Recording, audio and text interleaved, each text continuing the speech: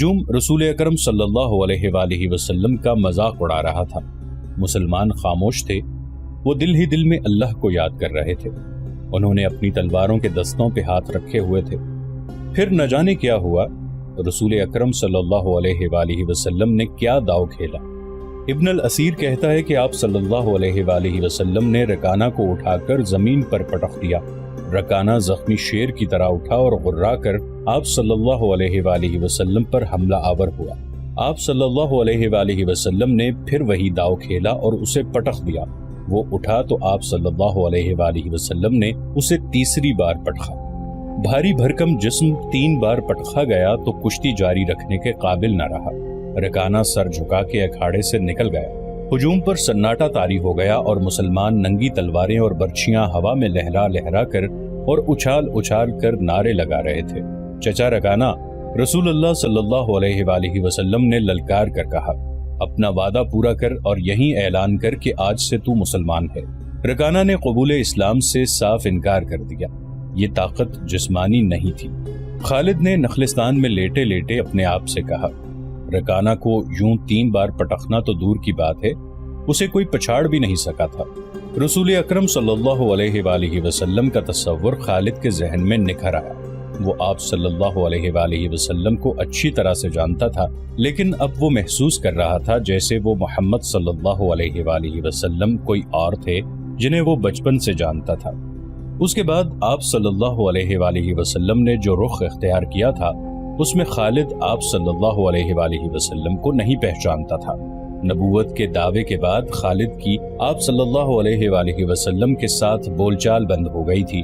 وہ آپ صلی اللہ علیہ وآلہ وسلم کے ساتھ 2 ہاتھ کرنا چاہتا تھا، لیکن وہ رکانہ کی طرح پہلوان نہیں تھا۔ وہ میدان جنگ میں لڑنے والا اور لڑنے والوں کی قیادت کرنے والا جنگجو تھا، لیکن اس وقت مسلمان فوج کی صورت میں لڑنے کے قابل نہیں تھے۔ جب مسلمان فوج کی صورت میں لڑنے کے قابل ہوئے اور قریش کے ساتھ ان کا پہلا مارکا ہوا، اس وقت خالد کے لیے ایسے حالات پیدا ہو گئے تھے کہ وہ اس مارکے میں شامل نہیں ہو سکا تھا۔ اس کا انہیں بہت افسوس تھا۔ یہ مارکہ بدر کا تھا جس میں 313 مجاہدین اسلام نے 1000 قریش کو شکست دی تھی۔ خالد دانت پیستا رہ گیا تھا، لیکن اس روز جب وہ اس نخلستان میں لیٹا ہوا تھا، اسے خیال آیا کہ 313 نے 1000 کو کس طرح سے شکست دے دی تھی۔ اس نے شکست کھا کے آنے والوں سے پوچھا تھا کہ مسلمانوں میں وہ کون سی خوبی تھی جس نے انہیں فتح یاب کیا تھا۔ خالد اٹھ بیٹھا اور انگلی سے ریت پر بدر کے میدان کے خد و خال بنا کر قریش اور مسلمانوں کی پوزیشنیں اور مارکے کے دوران دونوں کی چالوں کی لکیریں بنانے لگا۔ باپ نے اسے فن حرب و ضرب کا ماہر بنا دیا تھا۔ بچپن میں اسے گھڑ سواری سکھائی، لڑکپن میں اسے اکھڑ اور منہ زور گھوڑوں کو قابو میں لانے کے قابل بنایا۔ نوجوانی میں وہ شہسوار بن چکا تھا، شتر سواری میں بھی وہ ماہر تھا۔ اس کا باپ ہی اس کا استاد تھا۔ اس نے خالد کو نہ صرف سپاہی بلکہ سالار بنایا تھا۔ خالد کو جنگ و جدل اتنی اچھی لگی کہ وہ لڑنے اور لڑانے کے طریقوں پر غور کرنے لگا اور جوانی میں فوج کی قیادت کے قابل ہو گیا تھا۔ اسے بدر کی لڑائی میں شامل نہ ہو سکنے کا افسوس تھا اور وہ انتقام کے طریقے سوچتا رہتا تھا، لیکن اب اس کی سوچوں کا دھارا اور طرف چل پڑا تھا۔ مکہ سے روانگی سے کچھ عرصہ پہلے سے وہ اس سوچ میں کھو گیا تھا کہ رسول اکرم صلی اللہ علیہ وآلہ وسلم نے رکانہ پہلوان کو 3 بار پٹخا تھا۔ بدر میں آپ صلی اللہ علیہ وآلہ وسلم نے محض 313 مجاہدین سے 1000 کو شکست دی۔ یہ کوئی اور ہی قوت تھی، لیکن بدر کے مارکے کے بعد اس کے دل میں مسلمانوں کے خلاف انتقام کی آگ سلگ رہی تھی۔ مسلمان مارکہ بدر میں قریش کے بہت سے آدمیوں کو قیدی بنا کر لے گئے تھے۔ قریش کے سرداروں کے لیے تو یہ صدمہ تھا ہی، اس کا بہت برا اثر خالد نے قبول کیا تھا۔ اسے یاد تھا کہ جب بدر کا مارکہ لڑا جا رہا تھا اور مکہ میں کوئی خبر نہیں پہنچ رہی تھی کہ مارکے کا انجام کیا ہوا، مکہ کے لوگ بدر کی سمت دیکھتے رہے تھے کہ ادھر سے کوئی سوار دوڑا آئے گا اور فتح کی خبر سنائے گا۔ آخر ایک روز ایک شتر سوار آتا نظر آیا۔ لوگ اس کی طرف دوڑ پڑے۔ سوار نے عرب کے رواج کے مطابق اپنا کرتا پھاڑ دیا تھا اور وہ روتا آ رہا تھا۔ بری خبر لانے والے قاصد ایسا ہی کیا کرتے تھے۔ وہ جب لوگوں کے درمیان پہنچا تو اس نے روتے ہوئے بتایا کہ اہل قریش کو بہت بری شکست ہوئی ہے۔ جس کے عزیز رشتہ دار لڑنے گئے تھے وہ ایک دوسرے سے آگے بڑھ بڑھ کر ان کے متعلق پوچھتے تھے کہ وہ زندہ ہیں، زخمی ہیں یا مارے گئے ہیں۔ شکست خوردہ قریش پیچھے آ رہے تھے۔ مارے جانے والوں میں 17 افراد خالد کے قبیلے بنو مخزوم کے تھے اور ان سب کے ساتھ خالد کا خون کا بڑا قریبی رشتہ تھا۔ ابو جہل بھی مارا گیا تھا۔ خالد کا بھائی جس کا نام ولید تھا جنگی قیدی بن گیا تھا۔ ابو سفیان جو کہ قریش کے سرداروں کا سردار تھا اور اس کی بیوی ہند بھی موجود تھی، اس نے پوچھا، کچھ میرے باپ اور میرے چچا کے متعلق بتائے قاصد۔ قاصد نے کہا، تمہارا باپ عتبہ، علی اور حمزہ کے ہاتھوں مارا گیا ہے، اور تمہارے چچا شیبہ کو اکیلے حمزہ نے قتل کیا ہے، اور تمہارا بیٹا حنظلہ علی کے ہاتھوں مارا گیا ہے۔ ابو سفیان کی بیوی ہند نے پہلے تو علی اور حمزہ کو بلند آواز سے برا بھلا کہا اور پھر بولی، اللہ کی قسم میں اپنے باپ اور اپنے چچا اور اپنے بیٹے کے خون کا بدلہ ضرور لوں گی۔ ابو سفیان پر خاموشی تاری تھی۔ خالد کا خون کھول رہا تھا۔ قریش کے 70 آدمی مارے گئے تھے اور جو جنگی قیدی ہوئے تھے ان کی تعداد بھی اتنی ہی تھی۔ خالد اٹھا، دری جھاڑ کر لپیٹی اور گھوڑے کی زین کے ساتھ باندھ کر سوار ہوا اور مدینہ کی سمت چل پڑا۔ اس نے ذہن کو یادوں سے خالی کر دینا چاہا، لیکن اس کا ذہن مدینہ پہنچ جاتا جہاں رسول اللہ صلی اللہ علیہ وآلہ وسلم تھے اور جو تبلیغ اسلام کا مرکز بن گیا تھا۔ آپ صلی اللہ علیہ وسلم کا خیال آتے ہی اس کا ذہن پیچھے چلا جاتا اور اسے وہ منظر دکھاتا جس کے خالق حضور صلی اللہ علیہ وآلہ وسلم تھے۔ اس کے ذہن میں ہند کے الفاظ یاد آئے جو اس نے اپنے خامند ابو سفیان سے کہے تھے، میں اپنے باپ اور چچا کو بھول سکتی ہوں۔ ہند نے کہا تھا، کیا میں اپنے لخت جگر حنظلہ کو بھی بھول جاؤں؟ ماں اپنے بیٹے کو کیسے بھول سکتی ہے؟ اللہ کی قسم، میں محمد کو اپنے بیٹے کا خون معاف نہیں کروں گی۔ یہ لڑائی محمد نے کرائی ہے، میں حمزہ اور علی کو نہیں بخشوں گی۔ وہ میرے باپ، میرے چچا اور میرے بیٹے کے قاتل ہیں۔ میرے خون کو صرف میرے بیٹے کا قتل گرما رہا ہے۔ ابو سفیان نے کہا تھا، مجھ پر اپنے بیٹے کے خون کا انتقام فرض ہو گیا ہے۔ میں سب سے پہلے یہ کام کروں گا کہ محمد صلی اللہ علیہ وآلہ وسلم کے خلاف زبردست فوج تیار کر کے اسے آئندہ لڑنے کے قابل نہیں چھوڑوں گا۔ مشہور مورخ اور وقائع نگار واقدی لکھتا ہے کہ اگلے ہی روز ابو سفیان نے تمام سرداروں کو بلایا۔ ان میں زیادہ تعداد ان سرداروں کی تھی جو کسی نہ کسی وجہ سے جنگ بدر میں شریک نہیں ہو سکے تھے، اور ان میں سے ہر ایک کا کوئی نہ کوئی عزیز اس جنگ میں مارا گیا تھا۔ سب انتقام کا ارادہ لے کر اکٹھے ہوئے۔ کیا مجھے زیادہ باتیں کرنے کی ضرورت ہے؟ ابو سفیان نے کہا، میرا اپنا جوان بیٹا مارا گیا ہے، اگر میں انتقام نہیں لیتا تو مجھے جینے کا کوئی حق نہیں۔ سب ایک ہی بار بولنے لگے۔ وہ اس بات پر متفق تھے کہ مسلمانوں سے بدر کی شکست کا انتقام لیا جائے، لیکن آپ میں سے کوئی بھی اپنے گھر میں نہ بیٹھا رہے۔ خالد نے کہا، بدر میں ہم صرف اس لیے ذلت میں گھرے تھے کہ سردار گھروں میں بیٹھے رہے اور ان لوگوں کو لڑنے بھیج دیا جو قریش کی عظمت کو نہیں سمجھتے تھے۔ کیا میرے باپ کو بھی قریش کی عظمت کا خیال نہ تھا؟ خالد کے چچا زاد بھائی اکرمہ جو ابو جہل کا بیٹا تھا برہم ہوتے ہوئے کہا، کیا صفوان بن امیہ کے باپ کو بھی قریش کی عظمت کا خیال نہ تھا؟ تم کہاں تھے الولید کے بیٹے؟ ہم یہاں ایک دوسرے سے لڑنے کے لیے اکٹھے نہیں ہوئے، ابو سفیان نے کہا۔ خالد، تمہیں ایسی بات نہیں کہنی چاہیے تھی جس سے کوئی اپنی بے عزتی محسوس کرے۔ ہم میں سے کوئی بھی عزت والا نہیں رہا، خالد نے کہا۔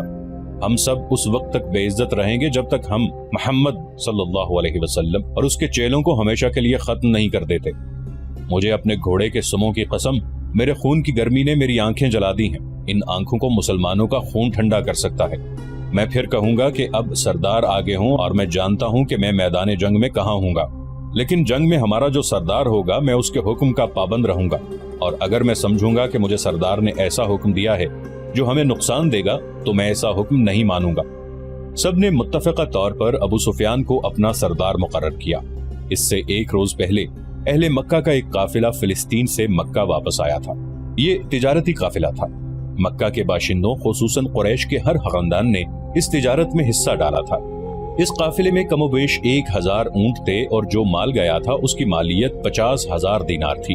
قافلے کا سردار ابو سفیان تھا جس نے 50,000 پر 50,000 دینار منافع کمایا تھا۔ قافلے سے واپسی کا راستہ مدینہ سے گزرتا تھا۔ مسلمانوں کو پتہ چل گیا، انہوں نے پورے قافلے کو گرفتار کرنے کا ارادہ کیا اور ایک مقام پر قافلے کو گھیرے میں لے لیا، لیکن وہ زمین ایسی تھی کہ ابو سفیان نے ایک ایک آدمی اور ایک ایک اونٹ کو زمین کے اونچے نیچے خدوخال سے فائدہ اٹھاتے ہوئے گھیرے سے نکال دیا تھا۔ خالد کا گھوڑا خرامہ خرامہ مدینہ کی طرف جا رہا تھا، مگر خالد کا ذہن پیچھے کو سفر کر رہا تھا۔ اسے اس وقت کا جب قریش انتقام کی سکیم بنانے کے لیے اکٹھے ہوئے تھے ایک ایک لفظ جو کسی نے کہا تھا سنائی دے رہا تھا۔ اگر تم نے مجھے اپنی سرداری دی ہے تو میرے ہر فیصلے کی پابندی تم پر لازم ہے، ابو سفیان نے کہا۔ میرا پہلا فیصلہ یہ ہے کہ میں نے ابھی 50,000 دینار منافع سب میں تقسیم نہیں کیا، وہ میں تقسیم نہیں کروں گا، یہ مسلمانوں کے خلاف فیصلہ کن جنگ میں استعمال ہوگا۔ مجھے اور میرے خاندان کو یہ فیصلہ منظور ہے۔ سب سے پہلے خالد نے کہا، پھر منظور ہے، ایسا ہی کرو، منظور ہے کی آوازیں اٹھی۔ میرا دوسرا حکم یہ ہے، ابو سفیان نے کہا، کہ جنگ بدر میں ہمارے جو آدمی مارے گئے ہیں ان کے لواحقین آہوزاری کر رہے ہیں۔ میں نے مردوں کو دھاڑے مارتے اور عورتوں کو بین کرتے سنا ہے۔ اللہ کی قسم، جب آنسو بہہ جاتے ہیں تو انتقام کی آگ سرد ہو جاتی ہے۔ آج سے بدر کے مقتولین پر کوئی نہیں روئے گا۔ اور میرا تیسرا حکم یہ ہے کہ مسلمانوں نے بدر کی لڑائی میں ہمارے جن آدمیوں کو قید کیا ہے ان کی رہائی کے لیے کوئی کوشش نہیں کی جائے گی۔ تم جانتے ہو کہ مسلمانوں نے قیدیوں کی رہائی کے لیے ان کے درجے مقرر کر دیے ہیں اور ان کا فدیہ 1000 سے 40 درہم مقرر کیا ہے۔ ہم مسلمانوں کو 1 درہم بھی نہیں دیں گے، یہ رقم ہمارے ہی خلاف استعمال ہوگی۔ خالد کو گھوڑے کی پیٹھ پہ بیٹھے اور مدینہ کی طرف جاتے ہوئے جب وہ لمحے یاد آ رہے تھے تو اس کی مٹھیاں بند ہو گئی۔ غصے کی لہر اس کے سارے وجود میں بھر گئی۔ وہ وقت بہت پیچھے رہ گیا تھا لیکن اب بھی اس کے اندر غصہ بیدار ہو گیا تھا۔ اسے غصہ اس بات پر آیا کہ اجلاس میں طے تھا کہ مسلمانوں کے پاس مکہ کا کوئی آدمی اپنے قیدی کو چھڑانے مدینہ نہیں جائے گا، لیکن ایک آدمی چوری چھپے مدینہ چلا جاتا اور اپنے عزیز رشتہ دار کو رہا کرا لیتا۔ ابو سفیان نے اپنا حکم واپس لے لیا۔ خالد کا اپنا ایک بھائی جس کا نام ولید تھا مسلمانوں کے پاس جنگی قیدی تھا۔ اگر اس وقت تک قریش اپنے بہت سے قیدی رہا نہ کرا لائے ہوتے تو خالد اپنے بھائی کی رہائی کے لیے کبھی نہ جاتا۔ اسے اپنے بھائیوں نے مجبور کیا کہ ولید کی رہائی کے لیے جائے۔ خالد کو یاد آ رہا تھا کہ وہ اپنے وقار کو ٹھیس پہنچانے پر آمادہ نہیں ہو رہا تھا، لیکن اسے خیال آیا تھا۔ خیال یہ تھا کہ رسول کریم صلی اللہ علیہ وسلم بھی اسی کے قبیلے سے تھے اور آپ صلی اللہ علیہ وآلہ وسلم کے پیروکار یعنی جو مسلمان ہو گئے تھے وہ بھی قریش اور اہل مکہ سے تھے۔ وہ آسمان سے تو نہیں اترے تھے، وہ اتنے جری اور دلیر تو نہیں تھے کہ 313 کی تعداد میں 1000 کو شکست دے سکتے۔ اب ان میں کیسی قوت آ گئی ہے کہ وہ ہمیں نیچا دکھا کر ہمارے آدمیوں کی قیمتیں مقرر کر رہے ہیں۔ انہیں ایک نظر دیکھوں گا، خالد نے سوچا تھا۔ محمد صلی اللہ علیہ وآلہ وسلم کو غور سے دیکھوں گا۔ اور وہ اپنے بھائی حشام کو ساتھ لے کر مدینہ چلا گیا تھا۔ اس نے اپنے ساتھ 4000 درہم باندھ لیے تھے۔ اسے معلوم تھا کہ بنو مخزوم کے سردار الولید کے بیٹے کا فدیہ 4000 درہم سے کم نہیں ہوگا۔ ایسا ہی ہوا۔ اس نے مسلمانوں کے ہاں جا کر اپنے بھائی کا نام لیا تو ایک مسلمان نے جو قیدیوں کی رہائی اور فدیے کی وصولی پر مامور تھا کہا کہ 4000 درہم ادا کرو، ہم فدیے میں کچھ رعایت چاہتے ہیں۔ خالد کے بھائی حشام نے کہا، تم لوگ آخر ہم میں سے ہو، کچھ پرانے رشتوں کا خیال کرو، اب ہم تم میں سے نہیں ہیں۔ مسلمانوں نے کہا، ہم اللہ کے رسول کے حکم کے پابند ہیں، کیا ہم تمہارے رسول اللہ صلی اللہ علیہ وآلہ وسلم سے بات کر سکتے ہیں؟ حشام نے پوچھا۔ حشام، خالد نے گرج کر کہا، میں اپنے بھائی کو اپنے وقار پر قربان کر چکا تھا مگر تم مجھے ساتھ لے آئے، یہ جتنا مانگتے ہیں اتنا ہی دے دو، میں محمد صلی اللہ علیہ وآلہ وسلم کے سامنے جا کر رحم کی بھیک نہیں مانگوں گا۔ اس نے درہموں سے بھری تھیلی مسلمانوں کے سامنے پھینکتے ہوئے کہا، گن لو اور ہمارے بھائی کو ہمارے حوالے کر دو۔ رقم گنی جا چکی تو ولید کو خالد اور حشام کے حوالے کر دیا گیا۔ تینوں بھائی اسی وقت مکہ کو روانہ ہو گئے۔ راستے میں دونوں بھائیوں نے ولید سے پوچھا کہ ان کی شکست کا باعث کیا تھا۔ انہیں توقع تھی کہ ولید جو ایک جنگجو خاندان کا جوان تھا، انہیں جنگی فہم و فراست اور حرب و ضرب کے طور طریقوں کے مطابق مسلمانوں کی جنگی چالوں کی خوبیاں اور اپنی خامیاں بتائے گا، مگر ولید کا انداز ایسا اور اس کے ہونٹوں پر مسکراہٹ ایسی تھی جیسے اس پر کوئی پراسرار اثر ہو۔ ولید، کچھ تو بتاؤ، خالد نے اس سے پوچھا۔ ہمیں اپنی شکست کا انتقام لینا ہے۔ قریش کے تمام سردار اگلی جنگ میں شامل ہو رہے ہیں، ہمارے ارد گرد کے قبائل کو بھی ساتھ ملا رہے ہیں اور وہ مکہ میں جمع ہونا شروع ہو گئے ہیں۔ سارے عرب کو اکٹھا کر لو خالد، ولید نے کہا، تم مسلمانوں کو شکست نہیں دے سکو گے۔ میں نہیں بتا سکتا کہ محمد صلی اللہ علیہ وآلہ وسلم کے ہاتھ میں کوئی جادو ہے یا ان کا نیا عقیدہ سچا یا کیا بات ہے کہ میں نے ان کا قیدی ہوتے ہوئے بھی انہیں ناپسند نہیں کیا۔ پھر تم اپنے قبیلے کے غدار ہو، حشام نے کہا۔ غدار ہو یا تم پر ان کا جادو اثر کر گیا ہے۔ وہ یہودی پیشوا ٹھیک کہتا ہے کہ محمد صلی اللہ علیہ وآلہ وسلم کے پاس کوئی نیا عقیدہ اور نیا مذہب نہیں، اس کے ہاتھ میں کوئی جادو آ گیا ہے۔ جادو ہی تھا، ورنہ بدر میں قریش شکست کھانے والے نہیں تھے، خالد نے کہا۔ ولید جیسے ان کی باتیں سن ہی نہیں رہا تھا، اس کے ہونٹوں پر تبسم تھا और वो मुड़ मुड़ कर मदीने की तरफ देखता जाता था। मदीना से कुछ दूर जुल हलीफा नाम की एक जगह हुआ करती थी।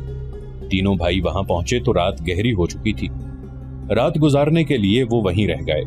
सुबह आंख खुली तो वलीद गायब था, उसका घोड़ा भी वहां नहीं था। खालिद और हशाम सोच सोच कर इस नतीजे पर पहुंचे कि वलीद वापस मदीना चला गया है। उन्होंने देखा कि उस पर कोई असर था, ये असर मुसलमानों का ही हो सकता था। दोनों भाई मक्का आ गए। चंद दिनों बाद उन्हें मक्का में वलीद का ज़बानी पैगाम मिला कि उसने मोहम्मद सल्लल्लाहु अलैहि वसल्लम को खुदा का सच्चा रसूल तस्लीम कर लिया है और वो आप सल्लल्लाहु अलैहि वसल्लम की शख्सियत और बातों से इतना मुतासिर हुआ है कि उसने इस्लाम कबूल कर लिया है। मुअर्रिखीन लिखते हैं कि वलीद बिन अल वलीद रसूल अकरम सल्लल्लाहु अलैहि वसल्लम के मंजूर नजर रहे और उन्होंने मजहब में भी और कुफार के साथ मारका आराई में भी नाम पैदा किया। खालिद को उस वक्त बहुत गुस्सा आया था। एक तो उसका भाई गया, दूसरे 4000 दिरहम गए। चूंकि कुरैश और मुसलमानों के दरमियान खूनी दुश्मनी पैदा हो चुकी थी, इसलिए मुसलमानों ने ये रकम वापस ना की। रकम वापस न करने की दूसरी वजह यह थी कि वलीद ने रसूल करीम सल्लल्लाहु अलैहि वसल्लम को बता दिया था कि कुरैश मुसलमानों के खिलाफ फैसला कुन जंग की तैयारी कर रहे हैं और इसके लिए बेअंदाज दिरहम और दीनार इकट्ठे किए जा चुके हैं। खालिद मदीना की तरफ चला जा रहा था। उसे उफक से एक कोहान सी उभरती हुई नजर आने लगी। खालिद जानता था कि ये क्या है। ये ओहद की पहाड़ी थी जो मदीना से 4 मील शिमाल में है। उस वक्त खालिद रेत की बड़ी लंबी और कुछ ऊंची टीकरी पर चला जा रहा था। ओहद ओहद। खालिद के होंठों से सरगोशी निकली और उसे अपनी ललकार सुनाई देने लगी। मैं अबू सुलेमान हूं। इसके साथ ही उसे एक खूनरेज जंग का शोरोगुल और सैकड़ों घोड़ों के टाप और तलवारें टकराने की आवाजें सुनाई देने लगी। खालिद ये जंग लड़ने के लिए बेताब था और उसने ये जंग लड़ी। खालिद का जहन पीछे ही हटता चला गया। 4 ही साल पहले का वाकया था। मार्च 625 ईस्वी शव्वाल 3 हिजरी के महीने में कुरैश ने मदीना पर हमला करने के लिए जो लश्कर तैयार किया था वो मक्का में इकट्ठा हो चुका था। उसकी कुल तादाद 3000 थी। इसमें 700 अफराद ने ज़िरा पहन रखी थी। घुड़सवार 200 के लगभग थे और रसद और सामान जंग 3000 ऊंटों पर लदा हुआ था। ये लश्कर कूच के लिए तैयार था। खालिद को एक रोज पहले की बात की तरह याद था कि इस लश्कर को देखकर वो किस कदर खुश हुआ था। इंतकाम की आग बुझाने का वक्त आ गया था। इस लश्कर का सालारे आला अबू सुफियान था और खालिद इस लश्कर के एक हिस्से का कमांडर था। उसकी बहन भी इस लश्कर के साथ जा रही थी। इसके अलावा 14 औरतें उस लश्कर के साथ जाने के लिए तैयार थीं। इनमें अबू सुफियान की बीवी हिंद भी थी। अमर बिन अल आस की और अबू जहल के बेटे अकरमा की बीवियां भी शामिल थी। बाकी सब गाने बजाने वालियां थी। सबकी आवाज में सोज था और उनके साज, दफ और ढोलक थे। उन औरतों का जंग में ये काम था कि जोशीले और जज्बाती गीत गाकर सिपाहियों का हौसला बुलंद रखें और उनकी याद ताजा करती रहें जो जंगे बद्र में मारे गए थे। खालिद को अफ्रीका का एक हबशी याद आया जिसका नाम वहशी बिन हरब था। वो कुरैश के एक सरदार जुबैर बिन मुताम का गुलाम था। वो दराज कद और सिया रू और ताकतवर था। उसने बर्छी मारने के फन में शोहरत हासिल की थी। उसके पास अफ्रीका की बनी हुई बर्छी थी। उसका अफ्रीकी नाम कुछ और था। उसे अरबी नाम जुबैर ने उसके जंगी कमालात देखकर दिया था। बिन हरब कूच से कुछ देर पहले जुबैर बिन मुताम ने उसे कहा, मुझे अपने चचा के खून का बदला लेना है। शायद मुझे मौका न मिल सके। मेरे चचा को बदर की लड़ाई में मोहम्मद के चचा हमजा ने कत्ल किया था। अगर तुम हमजा को कत्ल कर दो तो मैं तुम्हें आजाद कर दूंगा। हमजा मेरी बर्छी से कत्ल होगा या आका। वहशी बिन हरब ने कहा। यह हबशी गुलाम उस तरफ जा निकला जहां वो औरतें ऊंटों पर सवार हो चुकी थीं, जो उस लश्कर के साथ जा रही थीं। अबू वस्मा किसी औरत ने पुकारा। ये वहशी बिन हरब का दूसरा नाम था। वो रुक गया। देखा कि अबू सुफियान की बीवी हिंद उसे बुला रही थी। वो उसके करीब चला गया। अबू वस्मा, हिंद ने कहा, हैरान ना हो, तुझे मैंने बुलाया है। मेरा सीना इंतकाम की आग से जल रहा है। मेरा सीना ठंडा कर दे। हुक्म खातून। गुलाम ने कहा, अपने सालार की जौजा के हुक्म पर अपनी जान भी दे दूंगा। बदर में मेरे बाप को हमजा ने कत्ल किया था। हिंद ने कहा, तू हमजा को अच्छी तरह पहचानता है। ये देख, मैंने सोने के जो जेवरात पहन रखे हैं, अगर तू हमजा को कत्ल कर देगा तो ये सब जेवरात तेरे होंगे। वहशी बिन हरब ने हिंद के जेवरात पर नजर डाली तो वो मुस्कुराया और जेरे लब पुरअज़्म लहजे में बोला, हमजा को मैं ही कत्ल करूंगा। खालिद को अपने लश्कर का कूच याद था। उसी रास्ते से लश्कर मदीने को गया था। उसने एक बुलंद जगह खड़े होकर लश्कर को देखा था। उसका सीना फख्र से फैल गया था।